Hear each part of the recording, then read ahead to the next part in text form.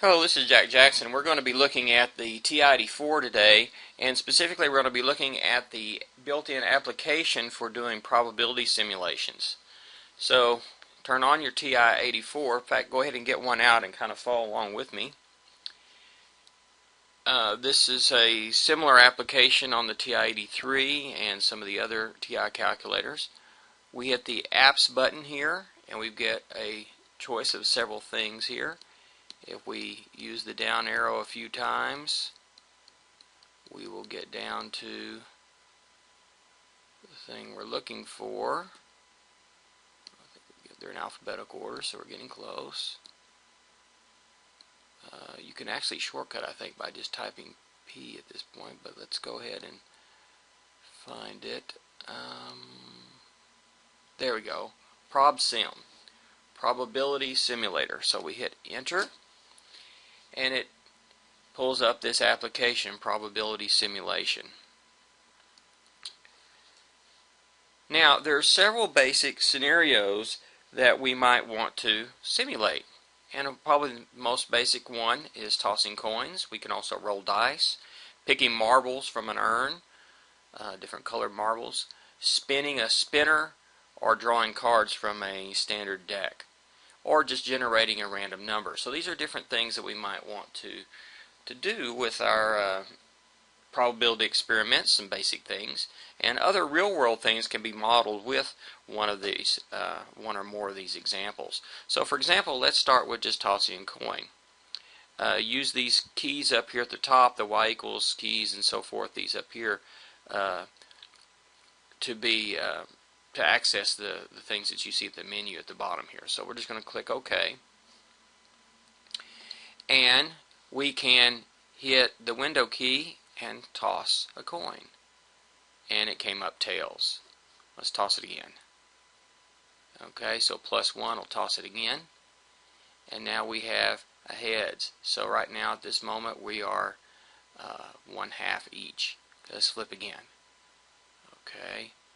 Now we have another one. So what we see here are relative frequencies here. The relative sizes of the bars. Unfortunately, it doesn't have a vertical scale, so you can't really tell exactly what these things are, but you can see this. Now, what's nice about this is if you want to, you can flip it a whole bunch at once.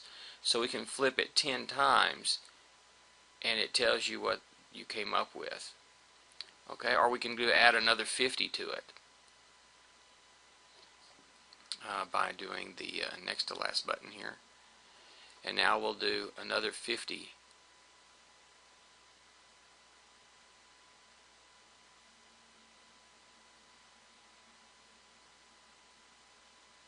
And we can see what we have there. Or we could clear it out, for example, by hitting the graph button. Do you want to do that or not? Yeah, let's do that. And that erases all our memory. Now let's just do 50. Let's do 100 trials here very quickly.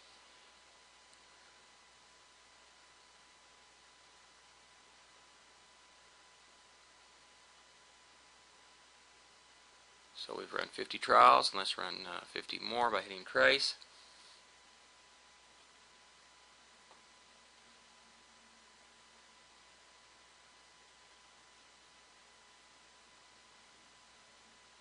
Okay, so we have 100 trials. In this case, we got close to the same number of tails and heads, but just slightly more tails. If we hit the Y equals to escape, we can actually go here and see some of our data or table. Let's go to the table first and see what it looks like. And so here you can see actually every single toss by using up and down arrow. We can go up and down here and see every single toss what it turned out to be. And we see the cumulative number of heads on the right. So if you look at this, we'll see after 100 tosses we ended up with 47 heads. And of course we can subtract to find that leaves, what, 53 tails. We can go to data and hit trace to give us data, and these are telling us that we have some of this data in these lists, toss, C1, and cum H for our lists. So if we get out of here we can see that. We can go here to see the graph that goes back to that setup here. We can go to again, table, data. We've already seen that. We can also go to we can do a few other things here. We can go to toss, and it'll actually toss it once for us. Okay. We can go back to set, and set has some variations we can do.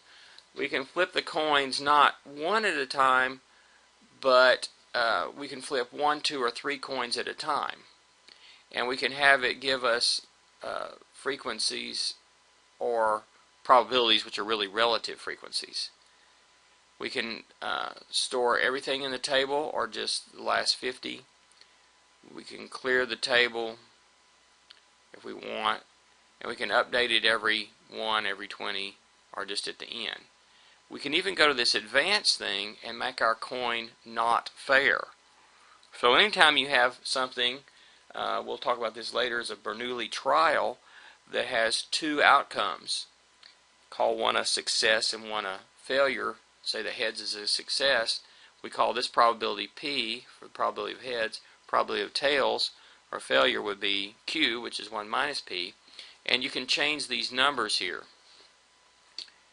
And so we can change the weight by actually changing the numbers here. So we can do a 2 to 1, and that gives us the probabilities there. So basically, you're entering in more or less the odds or the relative sizes. So 2 and 6 here, 2 to 6. Or, that would be the same, of course, as 1 to 3. And that would give you a 75% chance of a heads, 25 for tails. Of course, if we go back with a fair coin, then they're equally likely. They'll both be 50%. And so we have those settings. Okay? So that shows you an example of how we can use the coin tosser to simulate some data. Okay, we can also roll dice. So let's take a look at the rolling dice. So this will just roll a single die, and so we see it turned out to be a 6. Okay, let's roll another one. Let's see what we get. And then we can do a 3, and we can just do this one die at a time and have this simulate for us, and we can see this and see what happens with the bars as we just do this over and over again. We can also do a whole bunch of them at once. Say if we do 10 more,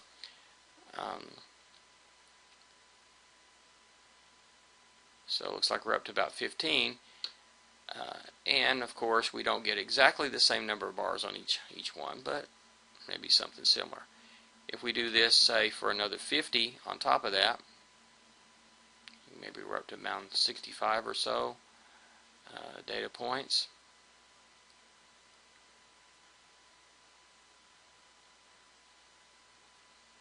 Yeah, 65 data points, and you can see that. And again, we can go to escape, and similar to the coin problem, we can go to the table, and again, this gives us what we have each time. So this first column, it tells us which roll number we're on. Like 65 was the last roll, we ended up with a 2. This is D1 is what we have there, and this will be the sum. If you have multiple dice thrown, this allows us to throw more than one dice. So more than one dice, so you have a pair of dice or 3 dice, and it will add up the total of the dice, and so that's in this column. Of course, when you only have one die, the total and the actual amount are the same. Let's see here. This tells us our data is in roll D1 in the sum, so we should be able to go down here to stat. Let's see if this will let me out. Okay, stat. Okay.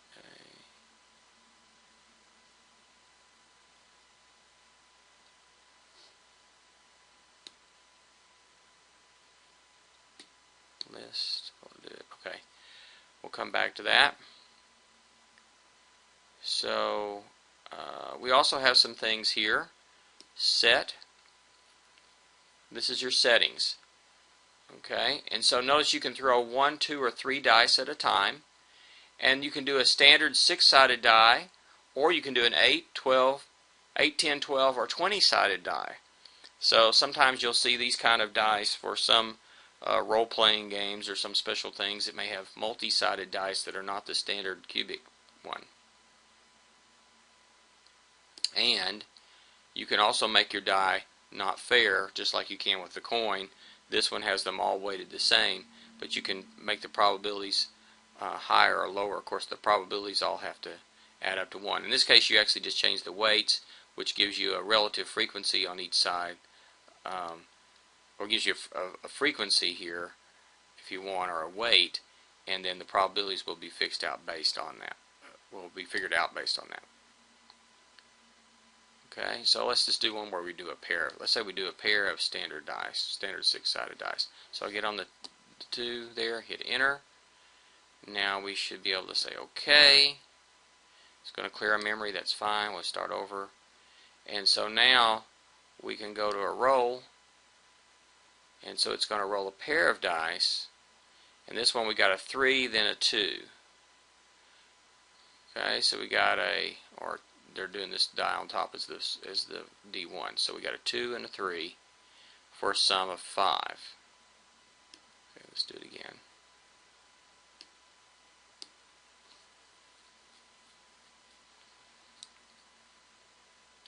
Three and a 6 for a sum of 9. Let's go ahead and do another 50 here. Now it's not going to show you all of them with the simulation. So the 1 and 5 was probably our next one, but then it's not going to do all. It will do all the rest. Here is simulations, but not the visual simulation, just the numbers. And of course, you can see what the sums here. Now, if we escape, we should be able to go to our graph, and this shows us what the sum was. Again, if we go to table, it gives us our list. And we should be able in a few minutes to look and see what this data does. This will store this data in lists. So if we get out of this altogether, let's go ahead and do this. Get out completely. Okay, and we should be able to quit this. And let's see if this works. We should be able to go to Stat, Edit, and there's our standard list 1, list 2, and so forth. But if we go over a little further, hopefully this is going to be here. Let's see. No, it's not there. Okay, let's quit for a minute. Okay, let's go over here, and let's go to List. Okay, there's our list right here. So some of these are things that we looked at earlier. So roll,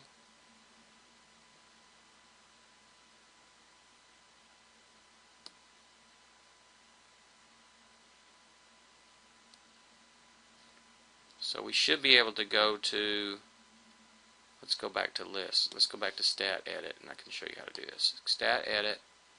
If we go up here on L6, we can go in and give it one of these lists. So go to the list here, and one thing we can do is go down here, and we could do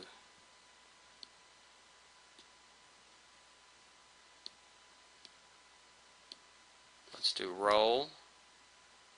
See if this is going to work for us. So this tells us which row we're on. If we go to list 5, let's say, we can go up and go to list, and let's see, we can put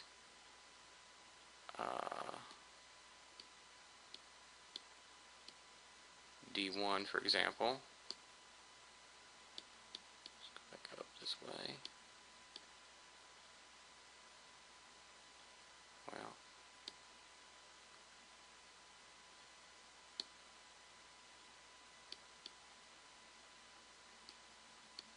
there it is, number 9. And then hit enter. This tells us what we got on dice 1 every time we rolled it. And then I think, let's see if we can, let's go over here to List 4 is probably not the best order to put these in, so we might want to clear that first. Go up to L4 and then go to list, and we can go to sum. And so this is what we got for the sums of the dice. This looks like this data is all from the time when we did it with one die. That data is there. Somehow we can get to it. Okay, so we go back to apps. Let's see if I can go straight to this a little bit faster. Let's see if we can get P. No, that didn't do it. Started something else. Okay, apps. Let me just use the up arrow.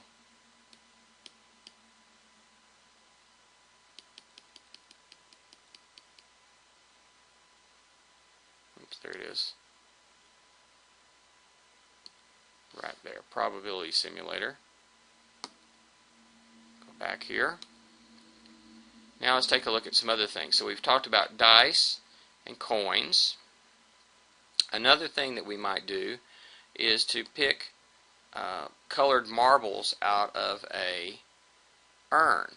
So we don't know what's in the urn right now, so let's just see what happens. We pick one out. There's a marble that's, let's say, labeled with A. A might represent just a letter on there, or a color, or type of thing that we're choosing out of this. Or these could be names in a hat. We could have, Adams, Baker, Campbell, whatever. Okay, and so we can draw that. So we're going to pull out another A, and let's do it again. This time we pulled out a B, and so forth. Again, it will give us a table of how we pick them. It does tell us where those tables, where the data is picked, where we can get to that later in our lists. And we go to settings here again, and it'll show us how many types. So in this case we have 5 types, and they'll just use the letters A, B, C, D, E. If you have 4, it's A, B, C, D, and so forth. So you can have 2, 3, 4, or 5 types, and we can pull them out. But we can also go to advanced here and set the number of marbles. So in this case we have 10 marbles of each type, but we can change the numbers of each type there, and we can draw the marbles out that way based on that setting. And then this last one down here is important, replacement or not. So the question is, if I draw this out, do I put it so let's say I drew out an A the first time. There's actually, the way we have it set up right now, there's 50 marbles, 10 A's, 10 B's, 10 C's, 10 D's, 10 E's. And what if we draw an A out the first time, which I think we did? What about the next time? Do I put the A back in or not? If I put the A back in, shake them up, and then pull it out, I still have a 1 out of 5 chance, 1/5 probability of drawing an A. But if I don't put it back in, I have a little bit less. I only have 9 out of 49 possibilities, so 9/49ths rather than 10/50ths. So it changes the probability at least a little bit, and sometimes a whole bunch, depending on the amounts. So whether you do it with replacement or without replacement is important. That's going to be a big thing for us in general when we're looking at probabilities. Okay. So this gives us a way to pick these, and of course we can have a graph of that as well. Now let's look at another option. Another option is number 4, a spinner. In the case of a spinner, we have a little thing, a spinner that's pinned there at the origin, which is the center of this circle, and we have slices, circular sectors coming out from the center, slices of the pie, if you will, And the probability that the spinner lands in any one of those particular ones is proportional to both the central angle and also proportional to the area of that piece. So we can do the spinner. So there it spins. Let's spin it again. And it ends up on a 2 the first time and a 4 the second time. And again, I can add in a bunch. What's the probability each time on this one? Well, they're all equal, so that should be probability of 1/4 each. So if you did this a whole bunch of times, you'd expect these bars to be about the same height. Maybe not after only this many, but if we did 50 more, now we're getting the sample size up fairly large. Law of large numbers is starting to kick in a little bit, so we start to see these about the same size now. If we do it even bigger, maybe another 50, let's see what happens.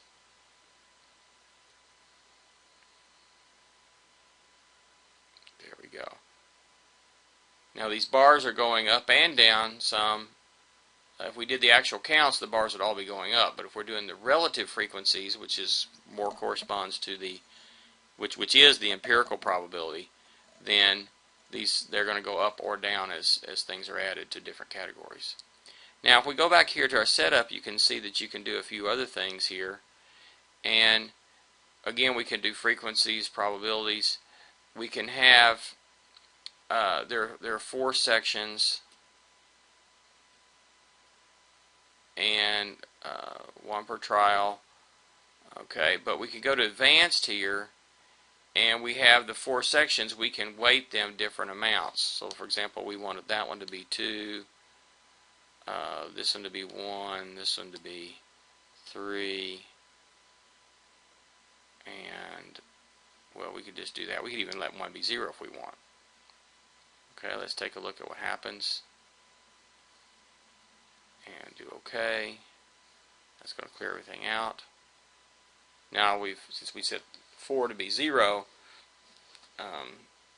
we only have these 3 regions, but they're definitely not the same size. So now we wouldn't expect the bars to all be the same size height,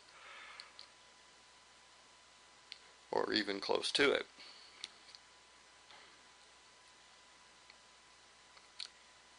We also have drawing cards, number 5. We can draw a card from a standard deck. We got the ace of spades. Draw again. Ace of hearts. That's interesting. 2 of spades. 2 of diamonds. 4 of diamonds, and so forth. We can also go to this one, and let's see if there were anything we could set on that one. Let me try that again. I didn't see anything. Yeah, there it is. Set up. So we should be able to do this. We can draw from some different decks. A 32 card deck. A standard deck is a 52 card deck. The 32 card deck is what's known as a pinochle deck, and it has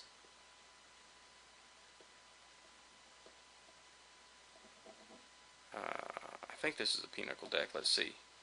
Jacks, queens, kings, and aces, and let's see, 10s and 9s only.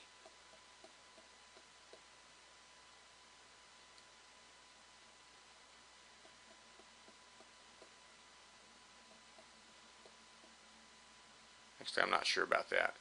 I'll have to get back with you on the 32 card deck. We have 1, 2, or 3 cards. So a standard deck would be 52 size.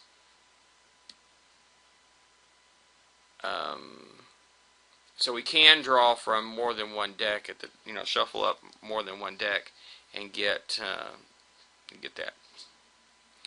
and let's see if it gave us the option of, yeah, replacing or not replacing the card.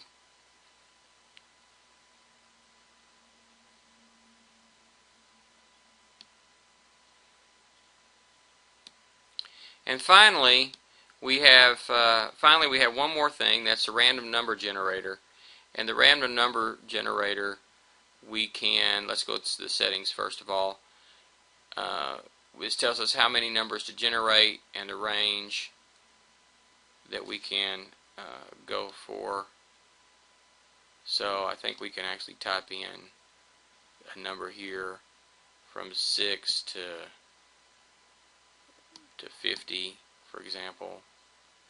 Are we allowed to repeat or not? In this case it's no, we're not going to allow to repeat. What if we just wanted one-digit numbers? Let's suppose we were allowed to go from 0 to 9, for example, and then we will no repeats. So if we're allowed with that, this is going to generate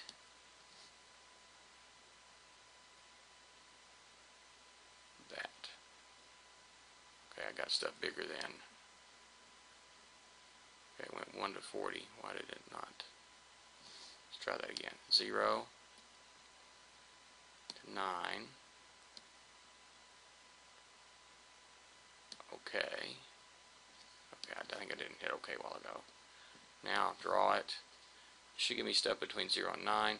So that gives me 6 one-digit numbers. Okay, so for example, if we wanted to simulate a lottery, let's go here. We want to simulate a lottery where we pull 6 things numbered 1 through 42 and no repeats. Okay, and we can play the lottery. Boom. Let's see what we get. And this would give you your lottery numbers. So we can simulate this particular kind of lottery.